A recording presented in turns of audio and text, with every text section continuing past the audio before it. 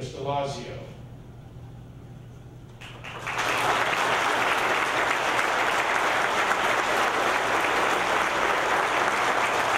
Good to see you again. Okay, you've got 10 minutes. Show us your stuff. Thank you, David. Thank you very much. I'm going to step in front of this podium. I'm a little more comfortable over here. Thank you, David, for what you're doing. Thank you, Frank and Lorraine. And thank you, citizens and patriots. You know, I really love the fact that you acknowledge the sacrifices, the commitment, and the contribution of veterans as a son of two World War II veterans. It's wonderful to be back in Staten Island. I thank you for the opportunity to be here.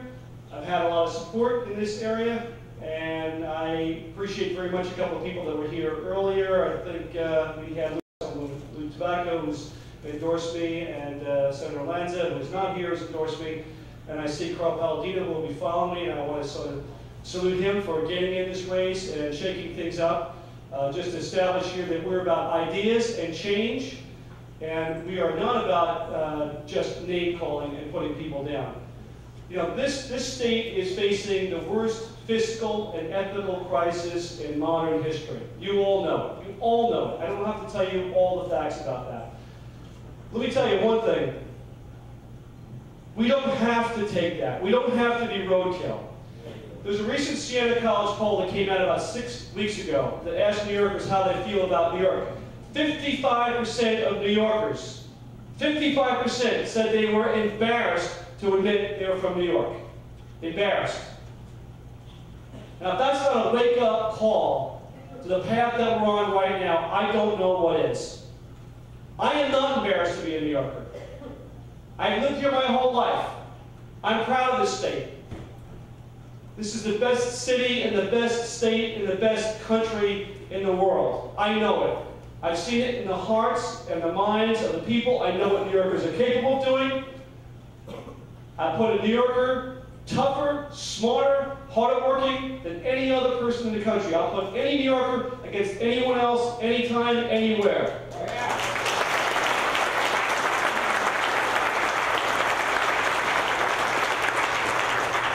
So we may have the best people in America, but we also may have the worst government in America in Albany. And that is going to change. That is going to change. We have a government that overtaxes, overspends, overreaches, overregulates. We want them out of our lives.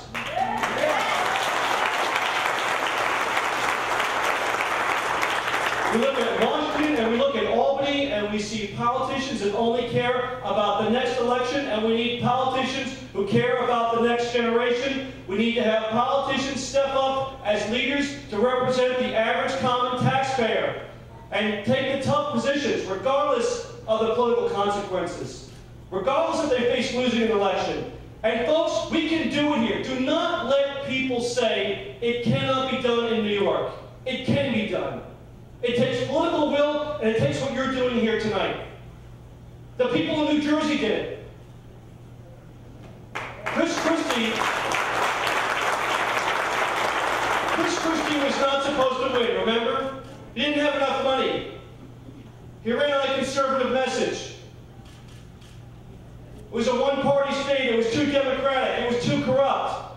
He was going to be outspent by a billionaire. But guess what? On election day, the people of New Jersey spoke, and they sent a message to the rest of the country that the people are back in charge. A few weeks later, a couple hundred miles away in Massachusetts, once again, a little-known state senator who was given no chance of winning stepped up and put his hand up to run for the United States Senate. He had no money.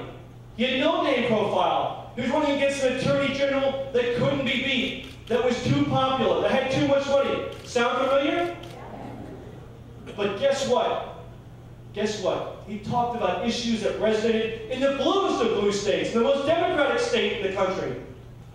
He talked about a health care bill that was out of control, that was going to eventually lead to rationing, that was underfunded, at 27 pages long, 2,700 pages long, with another 15,000 pages of regulation that was going to come afterwards. And the people of Massachusetts knew when he talked about that, he was speaking up for them. When he talked about not treating terrorists as common citizens and giving them the privileges of an American citizen, but treating them like enemy combatants, the people of Massachusetts knew that he was speaking up for them. And the turning point in that election, in my view, was the debate. I don't know if any of you saw that, when the moderator basically said to Scott Brown, how do you have the nerve to think that you can take Ted Kennedy's seat? And you remember what the response was? It's not Ted Kennedy's seat, it's the people's seat.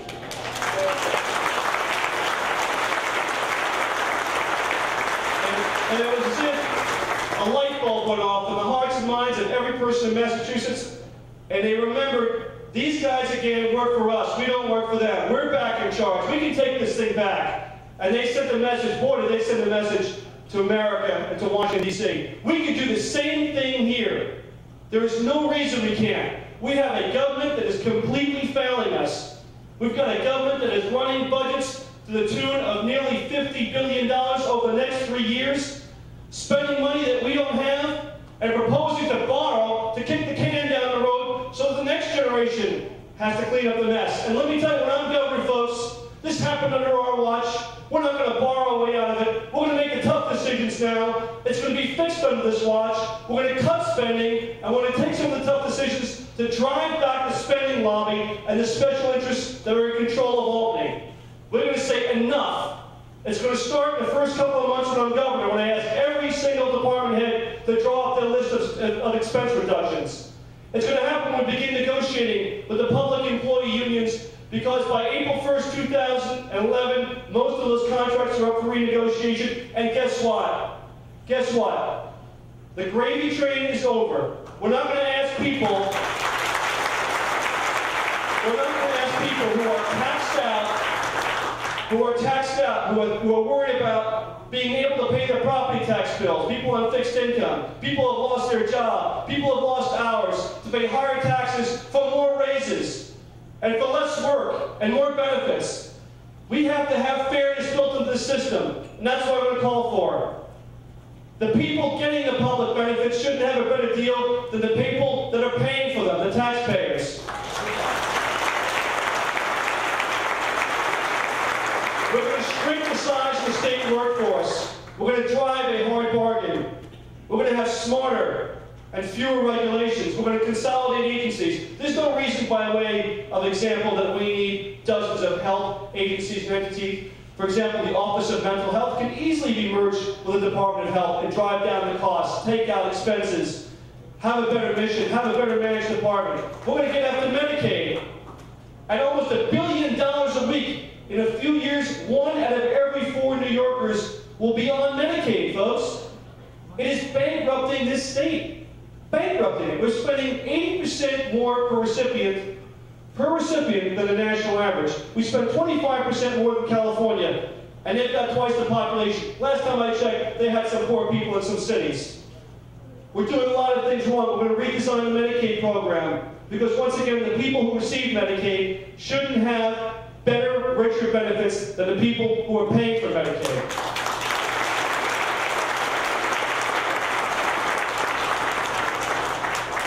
We're going to have to examine